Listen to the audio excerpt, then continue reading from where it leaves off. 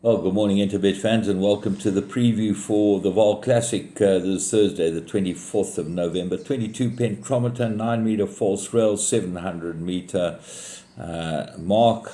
And interesting news, well, the soccer, if you're watching the World Cup, isn't it amazing? How did Argentina get beaten?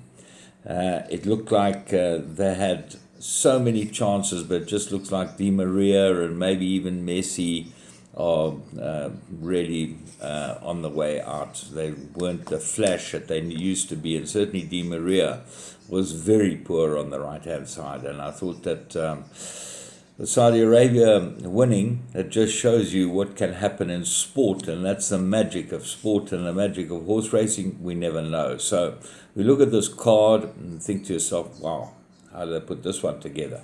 There's certainly races that are doubled up in the last few days and over the weekend.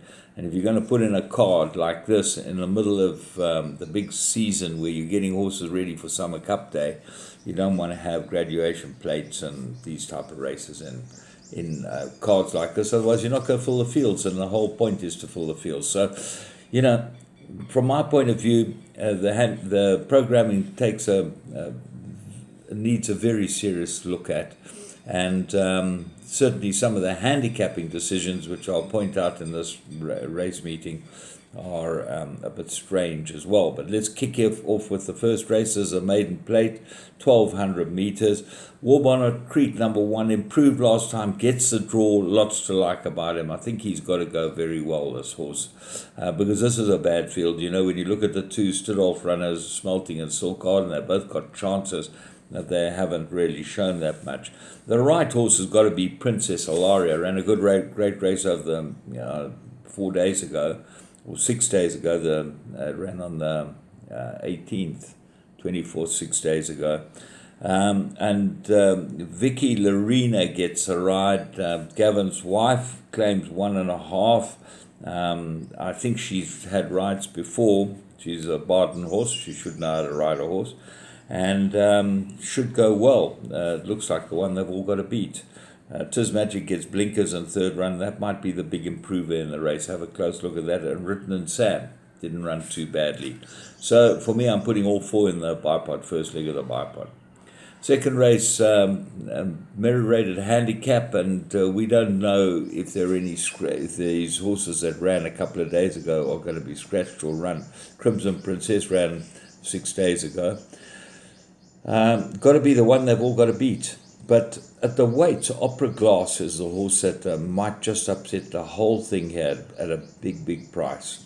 Might be short for her, but she's certainly very well in with a horse like Crimson Princess, who is your favourite. Eternal Life won a good one. 7 points penalty, 3.5 kilos she got for winning. Eternal Life. That's harsh. And I'll point out to you why it's harsh, because she won pretty well, but we'll see later on what's going on. Dark Travel is fit and ahead of the speed rating, might come into this race with a chance too, so I'm putting in a number of horses as well. Race 3, Maiden Plate, fillies and mares. They go 1,600 meters, and I'm going with Cape Lights. Drawn a bit wide, which is a slight concern, but she does have the form, and she should be able to put this lot away. Palmer Zealous, very good last run, but you see, if you go back a run before that on the intoxicating form, Kate Lights beat her quite easily. But she is a big danger. And then Coffee in Seattle, number 8, Gavin Lorena retains the ride, and didn't go well last time, but there were excuses for her.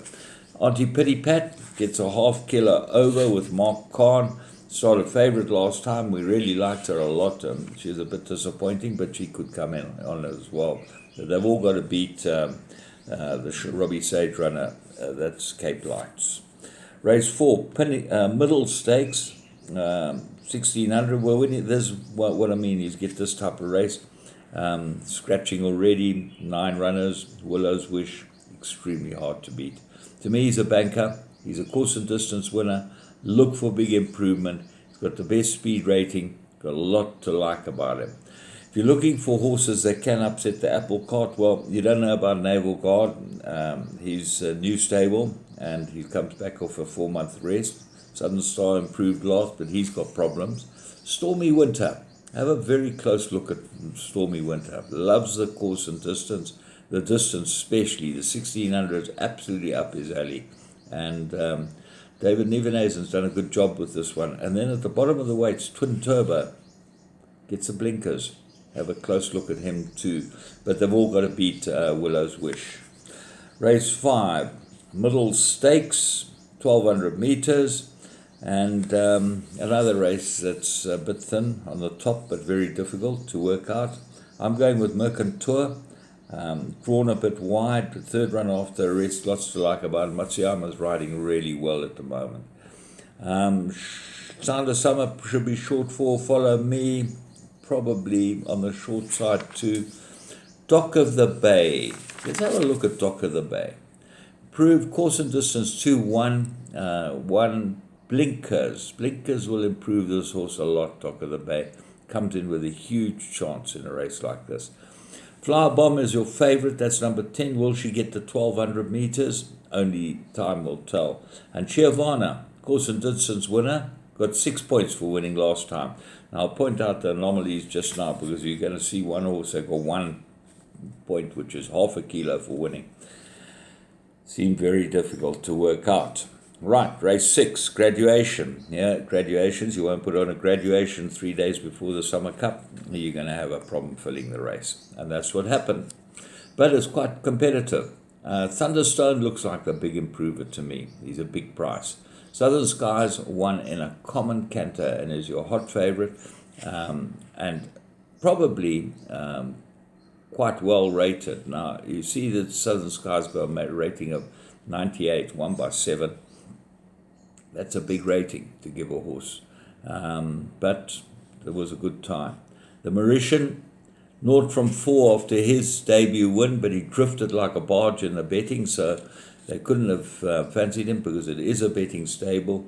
So he might improve, but his time's not nearly as good as Southern Skies, although one ran one down the straight and the other one ran around the bend. So, Dice, Nori's last run, needed it. Kamalo's back aboard it. Got to have some sort of chance, but Thunderstone might be the find of the race. Race 7, this is a merit-rated handicap. They got 1200 meters, and I think it absolutely 3 horses. Twice the Storm ignored last run. I don't know what happened last time, and that isn't in the form line because that was 6 days ago. But got ability and certainly got a chance of being able to win this. But the 2 horses that interest me are the Van Vuren runners 8 and 9, Foster Nova and Gavin Larena rides that, and Corvette Captain. Corvette Captain dawdled in last time, won a really nice race, got 1 point win. He went from a 70 to a 71, so he looks like he's ready to go in again. And I don't mind that he's 6 years old. Some of these dynasties come well at this sort of age, and he really hasn't had that many races. He looks extremely well in this race. Foster Nova, got to be a big danger, and the betting will tell you which one of the 2 is fancy. So take a close look at that.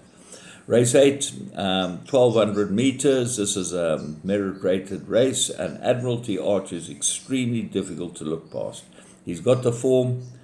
He really always runs well. He's consistent as anything. Gets striker, which is always a good fix for a horse to have striker on it, and should go well. I think Vasilikos will run well. Number 13, draw 1 and gets Muzieni. Put him into all your play. He gets into the race. Twice as wild, back to basics. Both got chances. So, from me, James Goodman, and the whole Interbet team, hope you have a great day at the Vaal. Remember, Summer Cup on Saturday. We'll have a very in-depth preview for you from Durban. I'll be down in Durban over the weekend.